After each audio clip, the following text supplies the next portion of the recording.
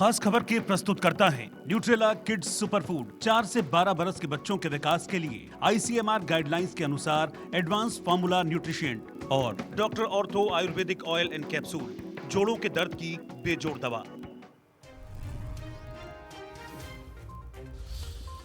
PM Modi ਦੀ Firozpur rally ਹੋਈ ਰੱਦ। ਹੁਸੈਨੀਵਾਲਾ ਤੋਂ ਹੀ ਦਿੱਲੀ ਵਾਪਸ ਪਰਤੇ ਪੀਐਮ ਮੋਦੀ। ਰੈਲੀ ਰੱਦ ਹੋਣ ਤੇ ਕੇਂਦਰੀ ਗ੍ਰਹਿ ਮੰਤਰਾਲੇ ਦਾ ਵੱਡਾ ਬਿਆਨ ਆਇਆ ਸਾਹਮਣੇ। ਰੈਲੀ ਰੱਦ ਹੋਣ ਤੇ ਪੰਜਾਬ ਸਰਕਾਰ ਵੱਲੋਂ ਕੜੇ ਸੁਰੱਖਿਆ ਪ੍ਰਬੰਧਾਂ ਨਾ ਕੀਤੇ ਜਾਣ ਦੀ ਦਿੱਤਾ ਹਵਾਲਾ।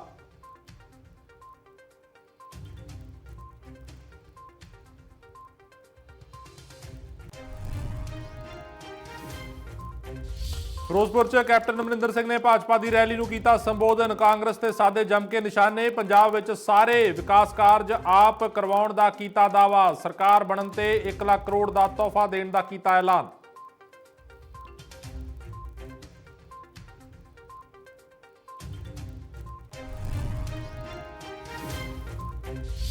ਪੀਐਮ ਮੋਦੀ ਦੀ ਫਿਰੋਜ਼ਪੁਰ ਰੈਲੀ ਹੋਈ ਰੱਦ। ਪੰਜਾਬ ਸਰਕਾਰ ਵੱਲੋਂ ਸੁਰੱਖਿਆ 'ਚ ਕੋਤਾਹੀ ਨੂੰ ਦੱਸਿਆ ਗਿਆ ਰੈਲੀ ਰੱਦ ਹੋਣ ਦਾ ਕਾਰਨ। ਸੀਐਮ ਚੰਨੀ ਨੇ ਦਾਅਵਿਆਂ ਤੋਂ ਕੀਤਾ ਇਨਕਾਰ। ਕਿਹਾ ਪੀਐਮ ਤੇ ਕਿਸੇ ਵੀ ਤਰ੍ਹਾਂ ਦੀ ਕੋਈ ਨਹੀਂ ਹੋਇਆ ਹਮਲਾ। ਸੁਰੱਖਿਆ 'ਚ ਕੋਤਾਹੀ ਦੀ ਜਾਂਚ ਕਰਵਾਉਣ ਦੀ ਆਖੀ ਗੱਲ।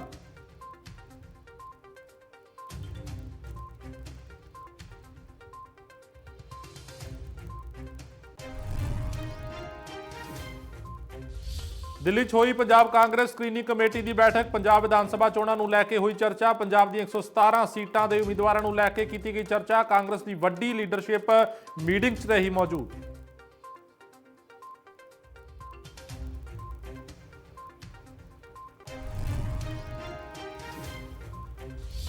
ਸ਼੍ਰੋਮਣੀ ਅਕਾਲੀ ਦਲ ਸੰਯੁਕਤ ਦੇ ਪ੍ਰਧਾਨ ਸੁਖਦੇਵ ਸਿੰਘ ਢੀਂਡਸਾ ਹੋਏ ਕਰੋਨਾ ਪੋਜ਼ਿਟਿਵ। ਢੀਂਡਸਾ ਨੇ ਪੀਐਮ ਰੈਲੀ ਵਿੱਚ ਹੋਣਾ ਸੀ ਸ਼ਾਮਿਲ।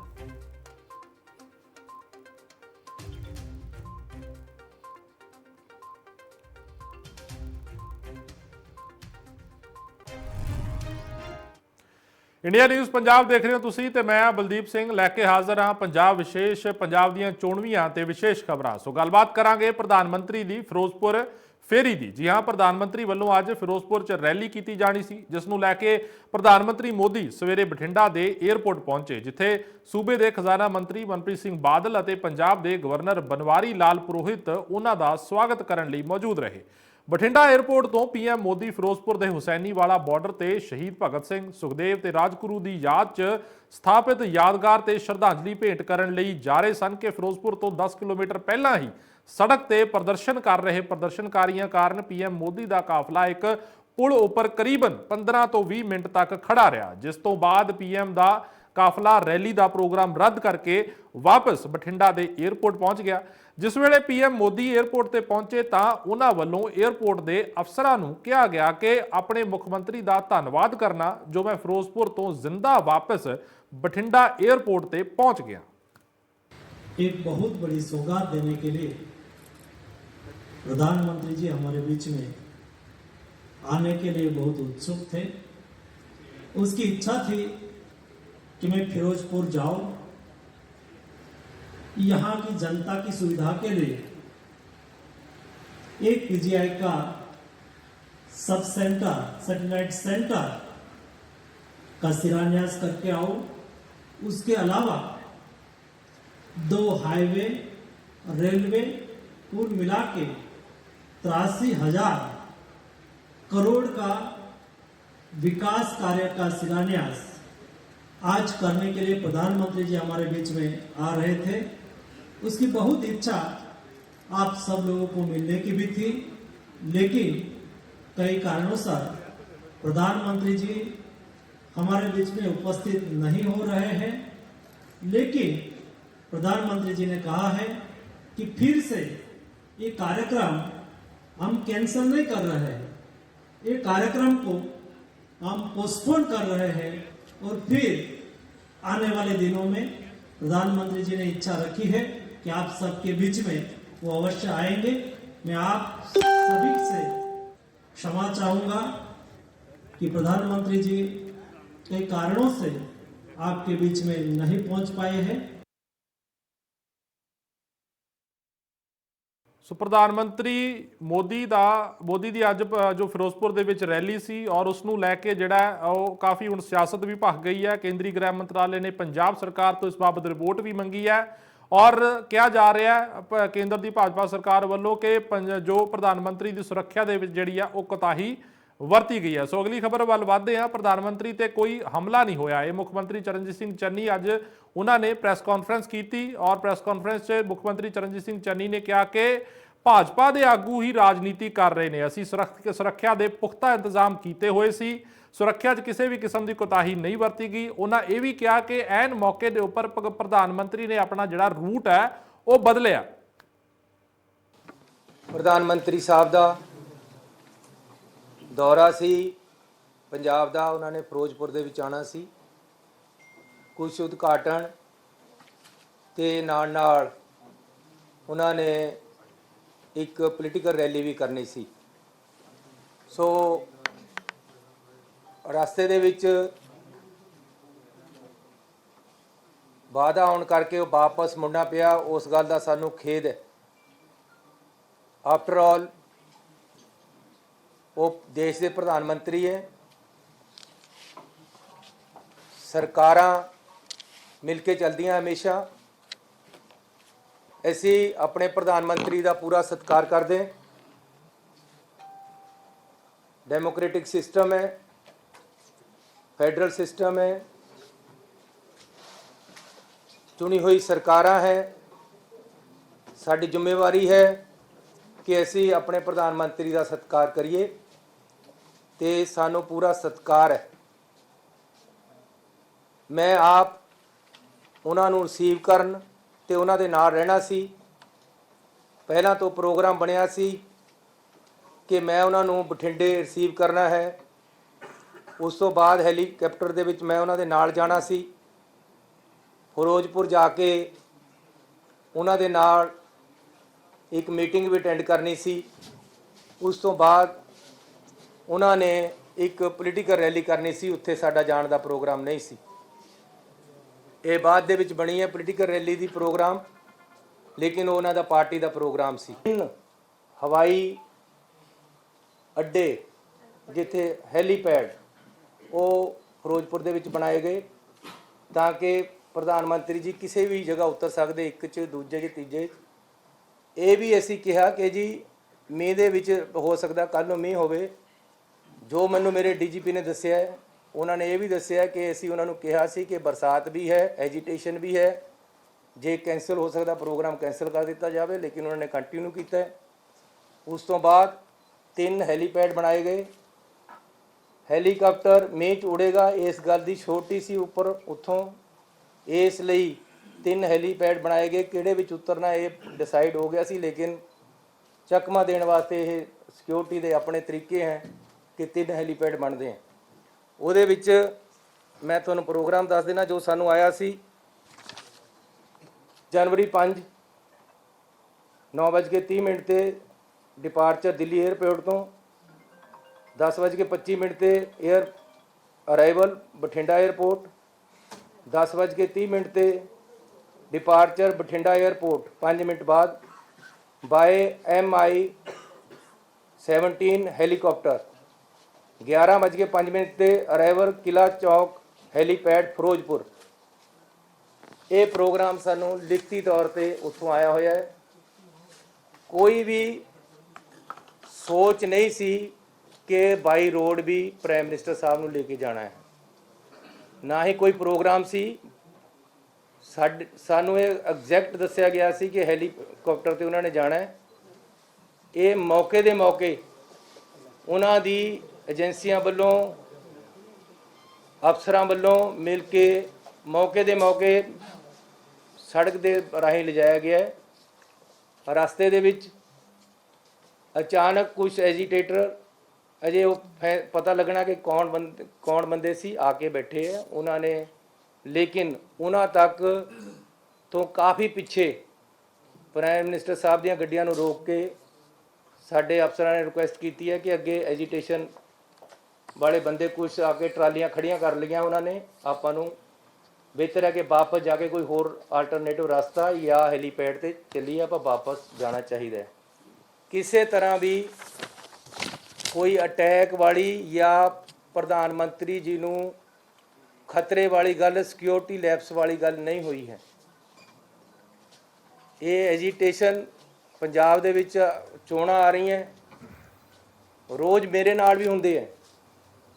ਹਰ ਸਟੇਟ ਦੇ ਵਿੱਚ ਜਦੋਂ ਚੋਣਾਂ ਆਉਂਦੀਆਂ, ਡੈਮੋਕ੍ਰੈਟਿਕ ਸਿਸਟਮ ਹੈ, ਕੋਈ ਨਾ ਕੋਈ ਸੜਕ ਤੇ ਆ ਕੇ ਬੈਠ ਜਾਂਦਾ ਹੈ, ਇਹਦੇ ਵਿੱਚ ਹੋ ਜਾਂਦਾ ਹੈ। ਸੋ ਪ੍ਰਧਾਨ ਮੰਤਰੀ ਮੋਦੀ ਦੀ ਅੱਜ ਫਿਰੋਜ਼ਪੁਰ ਰੈਲੀ ਜਿਹੜੀ ਆ ਉਹ ਰੱਦ ਹੋਈ ਆ ਔਰ ਇਸ ਨੂੰ ਲੈ ਕੇ ਹੁਣ ਕਾਂਗਰਸ ਦੇ ਕੈਬਨਿਟ ਮੰਤਰੀ, ਪੰਜਾਬ ਕਾਂਗਰਸ ਦੇ ਕੈਬਨਿਟ ਮੰਤਰੀ ਡਾਕਟਰ ਰਾਜਕੁਮਾਰ ਵੇਰਕਾ ਦਾ ਵੀ ਬਿਆਨ ਸਾਹਮਣੇ ਆਇਆ। ਉਹਨਾਂ ਕਿਹਾ ਕਿ ਪੰਜਾਬ ਸਰਕਾਰ ਨੇ ਸੁਰੱਖਿਆ ਦੇ ਵਿੱਚ ਕੋਈ कोताही नहीं बरती है और भाजपा जानबूझ के राजनीति कर रही है। समझता हूं कि केंद्र सरकार का इल्जाम बेबुनियाद है और प्राइम मिनिस्टर साहब हमारे पूरे देश के प्राइम मिनिस्टर हैं, उनकी सुरक्षा को लेकर के मुख्यमंत्री जी पूरी रात भर जो है रिव्यू करते रहे हैं। अचानक मौसम खराब हुआ और उन्हें बाई रोड जाना पड़ा। रास्ते में प्रदर्शनकारियों ने धरना दिया हुआ था, जिस वजह से उन्हें प्रॉब्लम आई है। और यहाँ तक रैली का रद्द होने का सवाल है, क्योंकि बीजेपी से लोग इकट्ठे ही नहीं हुए और रैली फ्लॉप हो चुकी थी। फ्लॉप शो पे प्रधानमंत्री जाना नहीं चाह रहे थे और हमारे सर पे ठीकरा फोड़ रहे हैं कि हमने कोई रास्ते रुकवा दिए, हमने सुरक्षा में लैप्स किया। भैया, हमने कोई सुरक्षा में लैप्स पंजाब सरकार का नहीं है। हम बिल्कुल सुरक्षा व्यवस्था कायम की हुई थी। अचानक प्रदर्शनकारी रास्ते में आए हैं, वो प्रॉब्लम जरूर हुई है, क्योंकि बीजेपी के खिलाफ लोगों को। ਸੋ ਜਿੱਥੇ ਮੁੱਖ ਮੰਤਰੀ ਚਰਨਜੀਤ ਸਿੰਘ ਚੰਨੀ ਔਰ ਬਾਕੀ ਪੰਜਾਬ ਕਾਂਗਰਸ ਦੇ ਹੋਰ ਆਗੂ ਨੇ ਜਿਹੜੇ ਉਹ ਕਿਤੇ ਨਾ ਕਿਤੇ ਇਸ ਨੂੰ ਜੋ ਕਹਿ ਰਹੇ ਨੇ ਕਿ ਭਾਜਪਾ ਰਾਜਨੀਤੀ ਕਰ ਰਹੀ ਹੈ, ਤਾਂ ਦੂਜੇ ਪਾਸੇ ਜੋ ਭਾਜਪਾ ਦੇ ਆਗੂ ਨੇ ਉਹ ਕਿਤੇ ਨਾ ਕਿਤੇ ਇਸ ਨੂੰ ਸ਼ਰਮਨਾਕ ਕਰਾਰ ਦੇ ਰਹੇ ਨੇ। ਖਾਸ ਤੌਰ ਤੇ ਪੰਜਾਬ ਭਾਜਪਾ ਦੇ ਆਗੂ ਤਰੁਣ ਚੁੱਘ ਨੇ ਇਸ ਨੂੰ ਕੋਤਾਹੀ ਦੇ ਵਿੱਚ ਜਿਹੜਾ ਕਿ ਉਹਨਾਂ ਨੇ ਸ਼ਰਮਨਾਕ ਇਸ ਨੂੰ ਕਰਾਰ ਦਿੱਤਾ ਔਰ ਸਾਜ਼ਿਸ਼ ਦਾ ਨਤੀਜਾ ਹੈ, ਇਹ ਵੀ ਤਰੁਣ ਚੁੱਘ ਕਹਿ ਰਹੇ ਨੇ। ਹੋਰ ਕੀ ਕੁਝ ਕਹਿ ਰਹੇ ਨੇ, ਉਹਨਾਂ ਨੇ ਕਿਹਾ ਕਿ ਹੋਛੀ ਰਾਜਨੀਤੀ ਲਈ ਸੁਰੱਖਿਆ ਜਿਹੜੀ ਹੈ ਉਹ ਦਾਅ ਤੇ ਲਾਈ ਗਈ ਹੈ। ਨਾਲ ਦੇ ਨਾਲ ਪਾਕਿਸਤਾਨ ਕਨੈਕਸ਼ਨ ਦਾ ਜ਼ਿਕਰ ਵੀ ਤਰੁਣ ਚੁੱਘ ਕਰ ਰਹੇ ਨੇ। ਹੋਰ ਕੀ ਕੁਝ ਕਹਿ ਰਹੇ ਨੇ ਉਹ ਵੀ ਤੁਹਾਨੂੰ ਸੁਣਾ ਦਿੰਦੇ ਆ। प्रधानमंत्री श्री नरेंद्र मोदी जी की सुरक्षा के अंदर इतनी बड़ी चूक किसी षड्यंत्र का हिस्सा है। इमरान खान के यार की सरकार, पंजाब की चन्नी साहब की सरकार, कौन कौन काली भीड़ इसमें बैठी है जो चाहती है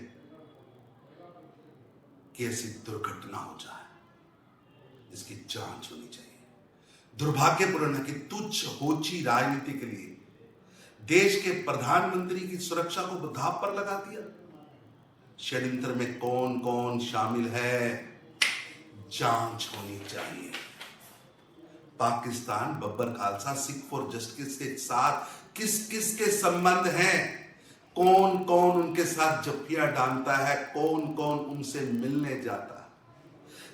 सीमा के बिल्कुल पास, पाकिस्तान की सीमा के साथ लगती जगह पर प्रधानमंत्री की सुरक्षा के साथ इतनी बड़ी चूक हो जानी और देश के प्रधानमंत्री के मुंह से ये शब्दों का निकलना कि मुख्यमंत्री जी को बता देना मैं बठिंडा एयरपोर्ट से जिंदा वापस आ गया।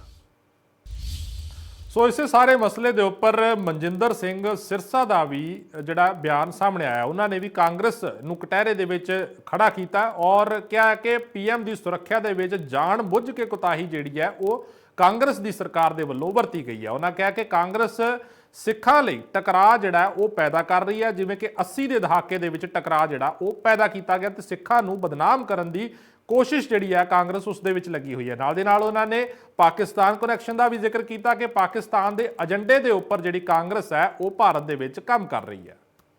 मंत्री जी की रैली के अंदर सिक्योरिटी ब्रीच हुआ, बहुत बड़ी सेंध लगी। ये कोई अचानक नहीं हुआ, मैं बार बार कहता रहा और मैं फिर आज कहने जा रहा हूं। कांग्रेस एक डिजाइंड कॉन्स्पिरेसी के तरीके से, एक डिजाइन मॉडल के तरीके से हमें पूरी दुनिया में बदनाम करती आई और करना चाहती है। 1980 के दशक में भी इसी तरह कांग्रेस ने किया था। हमें पहले कॉन्फ्लिक्ट में दिखाया, हमें लड़ाया और फिर हमें पूरी दुनिया के अंदर आतंकवादी, अलगाववादी बनाकर हमें मारने का काम किया। ये वो चीज है जो पाकिस्तान और आईएसआई चाहती है कि हमारी कॉन्फ्लिक्ट हो। मैं हैरान हूं और इस बात को लेकर चिंतित हूं कि जो आईएसआई और पाकिस्तान चाहता है वही कांग्रेस की सरकार पंजाब की चाह रही है और देश की कांग्रेस की पार्टी चाह रही है। क्या देश के प्रधानमंत्री किसी एक पार्टी के प्रधानमंत्री हैं? मैं अपने किसान भाइयों से भी, मैं अपने पंजाबियों से भी हाथ जोड़कर यह आग्रह करता हूं, जरा सोचो हमें किस तरफ ले जाया जा रहा है और किस तरह से हमें बदनाम किया जा रहा है। आज की ये जो सिक्योरिटी ब्रीच हुई है, इसको कांग्रेस ने इनिशिएट कराया है, कांग्रेस ने फैसिलिटेट किया है, और यही कारण बना कि लोगों को सड़कों पर लाया गया ताकि नुकसान पहुंचाया जा सके। मैं तो धन्यवाद करता हूं देश के प्रधानमंत्री जी का, उन्होंने अपनी दूरंदेशी देखी। और आज मैं जरूर पंजाब के लोगों को फिर से आग्रह करना चाहता हूं, ये जिस तरह से आपको आग में धकेला जा रहा है, जिस तरह से आपको कॉन्फ्लिक्ट में डाला जा रहा है, केवल कांग्रेस की एक ही मंशा है, फिर से पंजाबियों को, सिखों को 1980 के दशक में लाकर उसी तरह लड़ाया जाए, भिड़ाया जाए और उनका नुकसान किया जाए। सत्ता हासिल करने के लिए कांग्रेस किसी भी हद तक गिर सकती है। अगर सत्ता हासिल करने की आईएसआई और पाकिस्तान की सोच के साथ कांग्रेस काम कर सकती है, तो आप सोच सकते हैं कि कितनी खतरनाक कांग्रेस है आज हम सबके लिए।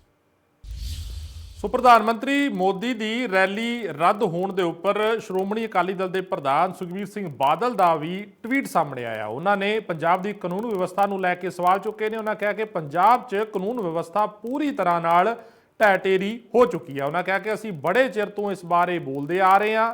ਸੀਐਮ ਚੰਨੀ ਪੰਜਾਬ ਨੂੰ ਚਲਾਉਣ 'ਚ ਨਾਕਾਮ ਰਹੇ ਨੇ, ਇਹ ਵੀ ਮੁੱਖ ਮੰਤਰੀ ਕਹਿ ਰਹੇ ਨੇ। ਸਾਫ਼ ਤੌਰ ਤੇ ਨਿਸ਼ਾਨਾ ਜਿਹੜਾ ਉਹ ਪੰਜਾਬ ਸਰਕਾਰ ਦੇ ਉੱਪਰ, ਮੁੱਖ ਮੰਤਰੀ ਚਰਨਜੀਤ ਸਿੰਘ ਚੰਨੀ ਦੇ ਉੱਪਰ ਸੁਖਬੀਰ ਸਿੰਘ ਬਾਦਲ ਸ਼੍ਰੋਮਣੀ ਅਕਾਲੀ ਦਲ ਦੇ ਪ੍ਰਧਾਨ ਉਹਨਾਂ ਵੱਲੋਂ ਲਾਇਆ ਜਾ ਰਿਹਾ ਤੇ ਕਾਨੂੰਨ ਵਿਵਸਥਾ ਨੂੰ ਲੈ ਕੇ ਜਿਹੜੇ ਨੇ ਉਹ ਸਵਾਲ ਚੁੱਕੇ ਜਾ ਰਹੇ ਨੇ ਤੇ ਕਿਹਾ ਜਾ ਰਿਹਾ ਕਿ ਪੰਜਾਬ ਦੇ ਵਿੱਚ ਕਾਨੂੰਨ ਵਿਵਸਥਾ ਹੈ ਜਿਹੜੀ ਉਹ ਪੂਰੀ ਤਰ੍ਹਾਂ ਦੇ ਨਾਲ ਢਹਿ ਢੇਰੀ ਹੋ ਚੁੱਕੀ ਹੈ ਔਰ ਬਹੁਤ ਦੇਰ ਤੋਂ ਸ਼੍ਰੋਮਣੀ ਅਕਾਲੀ ਦਲ ਇਹ ਆਵਾਜ਼ ਚੱਕ ਰਹੀ ਹੈ। ਸੁਖਬੀਰ ਸਿੰਘ ਬਾਦਲ ਕਹਿ ਰਹੇ ਨੇ। ਤਾਂ ਜਿੱਥੇ ਸੁਖਬੀਰ ਸਿੰਘ ਬਾਦਲ ਨੇ ਚੰਨੀ ਸਰਕਾਰ ਨੂੰ ਘੇਰਿਆ ਸੁਰੱਖਿਆ ਦੇ ਮਸਲੇ ਦੇ ਉੱਪਰ, ਤਾਂ ਉੱਥੇ ਹੀ ਸ਼੍ਰੋਮਣੀ ਅਕਾਲੀ ਦਲ ਦੇ ਸੀਨੀਅਰ ਆਗੂ ਡਾਕਟਰ ਦਲਜੀਤ ਸਿੰਘ ਚੀਮਾ ਨੇ ਵੀ ਚੰਨੀ ਸਰਕਾਰ ਨੂੰ ਕਰੜੇ ਹੱਥੀਂ ਲਿਆ। ਉਹਨਾਂ ਕਿਹਾ ਕਿ ਪ੍ਰਧਾਨ ਮੰਤਰੀ ਦੀ ਸੁਰੱਖਿਆ ਤੇ ਉਹਨਾਂ ਨੇ ਚੰਨੀ ਸਰਕਾਰ ਘੇਰੀ ਹੈ ਔਰ ਕਿਹਾ ਕਿ ਸੁਰੱਖਿਆ 'ਚ ਕੋਤਾਹੀ ਲਈ ਡੀਜੀਪੀ ਤੇ ਸੀਐਮ ਦੋਵੇਂ ਜ਼ਿੰਮੇਵਾਰ ਨੇ। ਇਸ ਦੇ ਨਾਲ ਹੀ ਪੰਜਾਬ 'ਚ ਕਾਨੂੰਨ ਵਿਵਸਥਾ ਦਾ ਬੁਰਾ ਹਾਲ ਹੈ, ਇਹ ਵੀ ਡਾਕਟਰ ਦਲਜੀਤ ਸਿੰਘ ਚੀਮਾ ਕਹਿ ਰਹੇ ਨੇ। ਭਾਜਪਾ ਦੀ ਰੈਲੀ 'ਚ ਲੋਕ ਨਹੀਂ ਪਹੁੰਚੇ। ਉਹਨਾਂ ਇਹ ਵੀ ਇੱਕ ਨੁਕਤਾ ਜਿਹੜਾ ਐਡ ਕੀਤਾ ਕਿ ਭਾਜਪਾ ਦੀ ਰੈਲੀ ਦੇ ਵਿੱਚ ਲੋਕ ਨਹੀਂ ਪਹੁੰਚੇ, ਲੋਕ ਇਸ ਕਰਕੇ ਪ੍ਰਧਾਨ ਮੰਤਰੀ ਮੋਦੀ ਵਾਪਸ ਗਏ ਨੇ। दो चीजें अलग अलग है।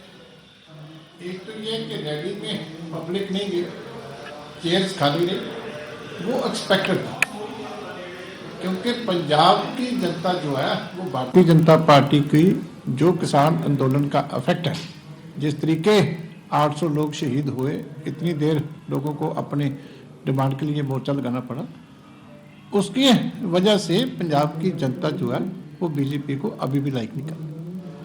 दूसरा, जो religious interference Bharatiya Janata party ने करनी शुरू की है, जिस तरीके से गुरुद्वारा साहिबान के कब्जे करवाने शुरू किए, उसका भी जो नतीजा है उससे भी एक रोष जो है पंजाब की जनता में मन में बहुत बड़ा, जिस तरीके से बीजेपी काम कर रही है उसका भी बहुत बड़ा असर पंजाब में है। और तीसरा, जो प्राइम मिनिस्टर का जो काफिला रुका वो डेफिनेटली सीरियस बात है, लेकिन हम तो पहले कह चुके हैं कि स्टेट में लॉ एंड ऑर्डर नाम की कोई चीज़ नहीं है, यहाँ किसी का कंट्रोल नहीं है। जब ऑल पार्टी मीटिंग में हम देश के इलेक्शन कमीशन ऑफ इंडिया को मिलने गए थे तो हमने लिखित में दिया था कि स्टेट में कोई रेगुलर डीजीपी नहीं लगाया जा रहा है, जानबूझकर कि डीजीपी को पॉलिटिकल पर्पसेस के लिए यूज किया जा सके। तो ये अब गवर्नमेंट को बताना है कि रेगुलर डीजीपी क्यों नहीं। हमने तो इलेक्शन कमीशन को लिख करके दिया कि जब तक आप रेगुलर डीजीपी नहीं लगाते, यहाँ तो डीजीपी लगाया जा रहा है विरोधियों को फंसाने के लिए, उनके अगेंस्ट झूठे केस दर्ज करने के लिए। तो जब ऐसे आदमी डीजीपी लगाओगे जो 24 घंटे अपने पॉलिटिकल प्रोसेस के इंटरेस्ट देख रहे हो, तो फिर एक दिन आएगा कि प्राइम मिनिस्टर को भी ये फेस करना पड़ेगा। तो ये आवाज़ हमने लिखती रूप में उसको इलेक्शन कमीशन ऑफ इंडिया के सामने उठाई थी। आज उसका नतीजा है कि जब आप एक्शन नहीं लेते किसी की बात के, तो आज आपको खुद भुगतना पड़ा। ਸੋ ਜਿੱਥੇ ਪੀਐਮ ਦੀ ਸੁਰੱਖਿਆ 'ਚ ਕੋਤਾਹੀ ਨੂੰ ਲੈ ਕੇ ਸ਼੍ਰੋਮਣੀ ਅਕਾਲੀ ਦਲ ਚੰਨੀ ਸਰਕਾਰ ਨੂੰ ਘੇਰ ਰਹੀ ਹੈ, ਤਾਂ ਉੱਥੇ ਹੀ ਆਮ ਆਦਮੀ ਪਾਰਟੀ ਨੇ ਵੀ ਚੰਨੀ ਸਰਕਾਰ ਨੂੰ ਇੱਥੇ ਕਰੜੇ ਹੱਥੀਂ ਲਿਆ। ਉਹਨਾਂ ਕਿਹਾ ਕਿ ਸੁਰੱਖਿਆ 'ਚ ਕੋਤਾਹੀ ਹੋਣਾ ਚੰਨੀ ਸਰਕਾਰ ਦੀ ਨਾਕਾਮੀ ਹੈ। ਭਾਜਪਾ ਦੂਜੇ ਪਾਸੇ ਉਹਨਾਂ ਨੇ ਭਾਜਪਾ ਦੇ ਬਾਰੇ ਨਿਸ਼ਾਨਾ ਲਾਉਂਦਿਆਂ ਕਿਹਾ ਕਿ ਭਾਜਪਾ ਸੁਰੱਖਿਆ ਨੂੰ ਸਿਰਫ ਬਹਾਨਾ ਬਣਾ ਰਹੀ ਹੈ, ਦਰਅਸਲ ਲੋਕ ਭਾਜਪਾ ਦੀ ਰੈਲੀ ਦੇ ਵਿੱਚ ਆਉਂਦੇ ਹੀ ਨਹੀਂ। ਪ੍ਰਧਾਨ ਮੰਤਰੀ ਦੀ ਸੁਰੱਖਿਆ ਦੇ ਵਿੱਚ ਕੋਈ ਚੁੱਕ ਹੋਈ ਹੈ ਤਾਂ ਇਹ ਗੰਭੀਰ ਮੁੱਦਾ ਹੈਗਾ ਔਰ ਇਹ ਚੰਨੀ ਸਰਕਾਰ ਦਾ ਫੇਲਰ ਹੈਗਾ। ਚੰਨੀ ਸਾਹਿਬ ਤੇ ਪਹਿਲਾਂ ਹੀ ਪੰਜਾਬ ਨੂੰ ਸੰਭਾਲਣ ਦੇ ਵਿੱਚ ਬੁਰੀ ਤਰ੍ਹਾਂ ਫੇਲ ਹੋਏ ਨੇ, ਹੁਣ ਤਾਂ ਪ੍ਰਧਾਨ ਮੰਤਰੀ ਦੀ ਸੁਰੱਖਿਆ ਦਾ ਮਾਮਲਾ ਹੈਗਾ। ਲੇਕਿਨ ਜੇਕਰ ਰੈਲੀ ਨੂੰ ਰੱਦ ਹੋਣਾ ਸੁਰੱਖਿਆ ਦੇ ਨਾਲ ਜੋੜਿਆ ਜਾ ਰਿਹਾ ਤਾਂ ਅਸੀਂ ਸਮਝਦੇ ਹਾਂ ਇੱਕ ਬਹੁਤ ਵੱਡਾ ਬਹਾਨਾ ਹੈਗਾ, ਕਿਉਂਕਿ ਕੈਪਟਨ ਸਾਹਿਬ ਅਤੇ ਮੋਦੀ ਸਾਹਿਬ ਰਲ ਕੇ ਵੀ ਜਿਹੜੀ ਪੰਜਾਬ ਦੇ ਵਿੱਚ ਇੱਕ ਰੈਲੀ ਵਾਸਤੇ ਇਕੱਠ ਨਹੀਂ ਕਰ ਪਾ ਰਹੇ ਸੀ, ਲੋਕਾਂ ਦਾ ਸਮਰਥਨ ਨਹੀਂ ਮਿਲਿਆ। ਜਿਸ ਤਰੀਕੇ ਨਾਲ ਚੈਨਲ ਸਵੇਰ ਤੋਂ ਦਿਖਾ ਰਹੇ ਸੀ ਕਿ ਕੁਰਸੀਆਂ ਲਗਭਗ ਖਾਲੀ ਪਈਆਂ ਹੋਈਆਂ ਸੀ ਔਰ ਰੈਲੀ ਬੁਰੀ ਤਰ੍ਹਾਂ ਫਲਾਪ ਹੋ ਗਈ ਸੀ, ਲੋਕਾਂ ਦਾ ਇਕੱਠ ਹੋਇਆ ਨਹੀਂ ਔਰ ਲੋਕ ਭਾਜਪਾ ਦੀਆਂ ਨੀਤੀਆਂ ਨੂੰ ਅਤੇ ਕੈਪਟਨ ਸਾਹਿਬ ਦੋਹਾਂ ਨੂੰ ਬੁਰੀ ਤਰ੍ਹਾਂ ਨਕਾਰ ਚੁੱਕੇ ਨੇ। ਤੇ ਇਕੱਲੇ ਪੰਜਾਬ ਦੇ ਵਿੱਚ ਹੀ ਨਹੀਂ ਬਲਕਿ ਅਸੀਂ ਦੇਖਦੇ ਹਾਂ ਕਿ ਪ੍ਰਧਾਨ ਮੰਤਰੀ ਦੀਆਂ ਜਿੱਥੇ ਕਿਤੇ ਵੀ ਰੈਲੀਆਂ ਹੋ ਰਹੀਆਂ ਨੇ ਉਹਨਾਂ ਨੂੰ ਸੁਣਨ ਵਾਸਤੇ ਲੋਕ ਆਉਂਦੇ ਨਹੀਂ ਹੈਗੇ, ਕਿਉਂਕਿ ਇਹਨਾਂ ਦਾ ਏਜੰਡਾ ਤੇ ਇਹਨਾਂ ਦੀਆਂ ਨੀਤੀਆਂ ਲੋਕਾਂ ਨੂੰ ਪਸੰਦ ਨਹੀਂ ਹੈਗੀਆਂ। ਉਧਰ ਪੀਐਮ ਮੋਦੀ ਦੀ ਰੈਲੀ ਰੱਦ ਹੋਣ ਤੇ ਪੰਜਾਬ ਦੇ ਸਾਬਕਾ ਮੁੱਖ ਮੰਤਰੀ ਕੈਪਟਨ ਅਮਰਿੰਦਰ ਸਿੰਘ ਦਾ ਵੀ ਪ੍ਰਤੀਕਰਮ ਜਿਹੜਾ ਉਹ ਸਾਹਮਣੇ ਆਇਆ। ਉਹਨਾਂ ਦਾ ਕਹਿਣਾ ਹੈ ਕਿ ਪੰਜਾਬ 'ਚ ਕਾਨੂੰਨ ਵਿਵਸਥਾ ਪੂਰੀ ਤਰ੍ਹਾਂ ਵਿਗੜ ਚੁੱਕੀ ਹੈ ਤੇ ਇਸ ਲਈ ਪੰਜਾਬ ਦਾ ਗ੍ਰਹਿ ਮੰਤਰਾਲਾ ਤੇ ਸੀਐਮ ਜ਼ਿੰਮੇਵਾਰ ਹਨ। ਉਹਨਾਂ ਦਾ ਕਹਿਣਾ ਹੈ ਕਿ ਜੇਕਰ ਚੰਨੀ ਸਰਕਾਰ ਦੇਸ਼ ਦੇ ਪ੍ਰਧਾਨ ਮੰਤਰੀ ਨੂੰ ਪਾਕਿਸਤਾਨ ਦੇ ਬਾਰਡਰ ਤੋਂ 10 ਕਿਲੋਮੀਟਰ ਦੀ ਦੂਰੀ ਤੇ ਹੀ ਸੁਰੱਖਿਆ ਨਹੀਂ ਦੇ ਸਕਦੀ ਤਾਂ ਉਹਨਾਂ ਨੂੰ ਆਪਣੇ ਅਹੁਦੇ ਤੋਂ ਅਸਤੀਫਾ ਦੇ ਦੇਣਾ ਚਾਹੀਦਾ। ਸੋ ਕੈਪਟਨ ਅਮਰਿੰਦਰ ਸਿੰਘ ਵੀ ਮੁੱਖ ਮੰਤਰੀ ਚੰਨੀ ਔਰ ਕਾਂਗਰਸ ਸਰਕਾਰ ਨੂੰ ਕਟਹਿਰੇ ਦੇ ਵਿੱਚ ਖੜਾ ਕਰ ਰਹੇ ਨੇ।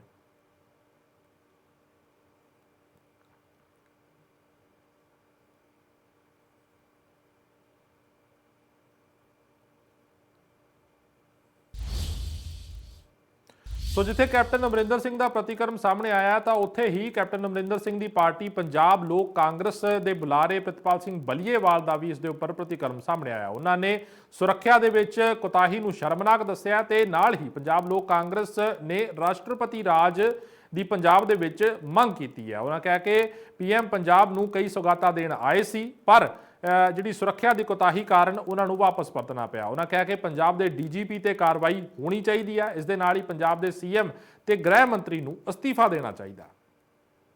आज प्रधानमंत्री पंजाब आने वाले थे, बड़ी रैली करने वाले थे और पंजाब को बड़ी सुगातें देने वाले थे, हॉस्पिटल देने वाले थे, फ्रेट कॉरिडोर देने वाले थे, किसानों के लिए बड़ा ऐलान करने वाले थे और पंजाब के लिए बड़ा ऐलान करने वाले थे।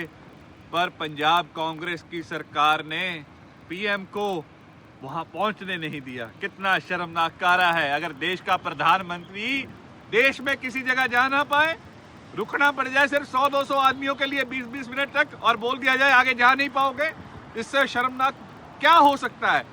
इस पे तुरंत कार्रवाई करनी चाहिए। कैप्टन अमरिंदर सिंह को घेरा जा रहा था, 3-3 काफिले बनाकर निकल रहे हैं। ऐसी कानून व्यवस्था है पंजाब की। पंजाब के सीएम और गृह मंत्री को तुरंत इस्तीफा देना चाहिए। डीजीपी पंजाब पे कार्रवाई होनी चाहिए। ये बड़ा ही आतंक हो चुका है। अगर देश का प्रधानमंत्री नहीं सुरक्षित पंजाब में तो कौन सुरक्षित है। यहाँ पे राष्ट्रपति राज लगा देना चाहिए तुरंत प्रभाव से, क्योंकि ये सरकार विफल हो चुकी है, अपने एजेंडा चलवाना चाहती है जिसको देश नहीं बर्दाश्त करेगा। ਸੋ ਗੱਲ ਹੁਣ ਪੰਜਾਬ ਕਾਂਗਰਸ ਦੀ ਕਰ ਲੈਂਦੇ ਆ, ਜਿਸ ਦੀ ਸਕਰੀਨਿੰਗ ਕਮੇਟੀ ਦੀ ਬੈਠਕ ਹੈ ਜਿਹੜੀ ਉਹ ਦਿੱਲੀ ਦੇ ਵਿੱਚ ਹੋਈ ਔਰ ਪੰਜਾਬ ਦੀਆਂ ਵਿਧਾਨ ਸਭਾ ਚੋਣਾਂ ਨੂੰ ਮੁੱਖ ਰੱਖਦਿਆਂ ਹੋਇਆਂ ਬੈਠਕ ਦੇ ਵਿੱਚ ਚਰਚਾ ਹੋਈ। ਦਰਅਸਲ ਪੰਜਾਬ ਦੀਆਂ 117 ਸੀਟਾਂ ਦੇ ਉੱਪਰ ਕਾਂਗਰਸ ਵੱਲੋਂ ਜਿਹੜੇ ਉਮੀਦਵਾਰ ਖੜੇ ਕੀਤੇ ਜਾਣੇ ਨੇ ਉਸ ਨੂੰ ਲੈ ਕੇ ਇਸ ਬੈਠਕ ਦੇ ਵਿੱਚ ਖਾਸ ਤੌਰ ਤੇ ਚਰਚਾ ਹੋਈ ਔਰ ਨਵਜੋਤ ਸਿੰਘ ਸਿੱਧੂ, ਇਸ ਦੇ ਨਾਲ ਹੀ ਅਜੇ ਮਾਕਨ ਔਰ ਸੁਨੀਲ ਜਾਖੜ ਨੇ ਜਿਹੜੇ ਉਹ ਇਸ ਮੀਟਿੰਗ ਦੇ ਵਿੱਚ ਮੌਜੂਦ ਰਹੇ। बिल्कुल वही यहाँ पे फॉलो किया जाएगा। पंजाब के अंदर जिस किस्म से गवर्नमेंट और हेल्थ डिपार्टमेंट की जो भी गाइडलाइंस होगी उनको कांग्रेस पार्टी इन भिन्न फॉलो करेगी। इन 15 दिनों में, आने वाले 15 दिनों में पंजाब में कोई रैली का आयोजन है? अभी ऐसा कोई भी आयोजन नहीं है, परंतु जब भी कोई आयोजन होगा हेल्थ डिपार्टमेंट और जो गवर्नमेंट के डायरेक्शंस हैं उनको फॉलो करके लिया जाएगा। देखिए कुछ सीटें हैं जिनके ऊपर अभी भी छानबीन की जा रही है, क्योंकि वहाँ पे एक से ज़्यादा ऑप्शंस हैं और उनके राइटफुल क्लेम्स बनते हैं जिनके भी नाम हैं, तो उसका ग्राउंड से रिपोर्ट लेके वो जो रिपोर्ट आ जाएगी उसके बाद में अपनी जो रिपोर्ट स्क्रीनिंग कमेटी की रिपोर्ट है वो सीईसी को रखी जाएगी, वहाँ फैसला लिया जाएगा। देखिए मीनाक्षी जी का ये अपना विचार हो सकता है, फैसला पंजाब के लोगों को होगा और जिसको जनाधार नहीं बता रही वहाँ पे 80 सीटें जो हैं 2/3 बहुमत कांग्रेस के पास है। मैं समझता हूँ मीनाक्षी जी किसी और स्टेट के बारे में बात कर रहे हैं कि वो तो सब कुछ होगा, परंतु गैदरिंग जिसमें किसी की जान को खतरे में ना डाला जाए ये कांग्रेस पार्टी का ये प्रायोरिटी रहेगी। अभी किसी भी सीट पे कोई नाम तय नहीं हुआ, तय करने का अख्तियार सीईसी के पास है। यहाँ से रिकमेंडेशन जो है स्क्रीनिंग कमेटी की वो सीईसी के पास जाएंगी, किसका तय होना है किसको नहीं तय होना वो फैसला सीईसी करेगी। ਸੋ ਫਿਲਹਾਲ ਪੰਜਾਬ ਵਿਸ਼ੇਸ਼ ਦੇ ਵਿੱਚ ਇੰਨਾ ਹੀ। ਪੰਜਾਬ ਦੀਆਂ ਚੋਣਵੀਆਂ ਤੇ ਵਿਸ਼ੇਸ਼ ਖਬਰਾਂ ਲੈ ਕੇ ਮੈਂ ਬਲਦੀਪ ਸਿੰਘ ਫਿਰ ਤੋਂ ਹਾਜ਼ਰ ਹੋਵਾਂਗਾ। ਉਦੋਂ ਤੱਕ ਲਈ ਇਜਾਜ਼ਤ ਦਿਓ। ਧੰਨਵਾਦ।